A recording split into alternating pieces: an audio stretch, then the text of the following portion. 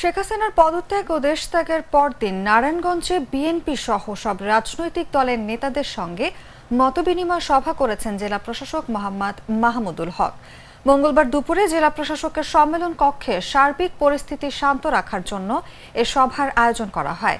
সভার শুরুতে বৈষম্য বিরোধী ছাত্র আন্দোলনে নিহতদের স্মরণে 1 মিনিট নীরবতা পালন করা হয়।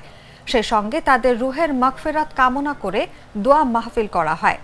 সভায় নারায়ণগঞ্জ মহানগর বিএনপির আহ্বায়ক অ্যাডভোকেট সাখাওয়াত হোসেন খান বলেন, আমাদের লক্ষ্য হবে সরকারি সম্পত্তি আমাদের সবার। আমাদের অনেক রদবদল হবে, কিন্তু এ প্রশাসন থাকবে। এ প্রশাসন দিয়ে আমাদের দেশ গঠন করতে হবে। সুতরাং সরকারি কোনো সম্পত্তিতে আঘাত করা যাবে না।